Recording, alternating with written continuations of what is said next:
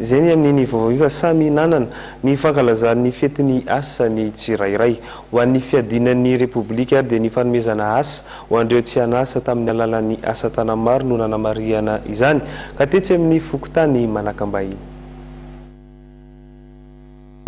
Olona misa 320 avy amin'ny fokotany misa 12 Voskajy ho faritra Iva mitsinjara amin'ireo boribory tany efatra eto Antananarivo no noetsehan'ny ministeran'ny mponina natateraka asa tanamaro na IMO. Nanomboka ny sabotsy lasa teo no nisatarina zany asa tanamaro zany teny amin'ny fokotany manakambahiny. Tafiditra indrindra ao anatin'ny fampiroboroboana ny fandraisana andraikitra sy fanentanana ny olom-pirenena izao IMO izao.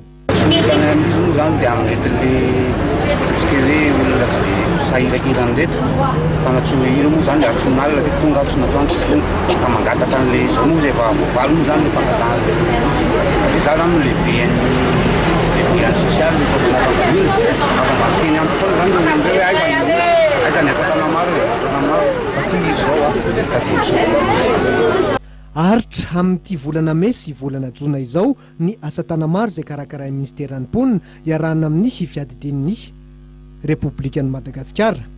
Tanjona ny anentanana ireo mpahazo tombotsoa handray anjara amin'ny fampandrosoana ny fokotany misy azy eo amin'ny sehatra ara-tsosialy sy ara-piarahamonina no sady mba hahafahan'ny ireo tsy hanasa sy ory mahazo tampo-karama amin'ny tetina 3,000 ariary isan'olona.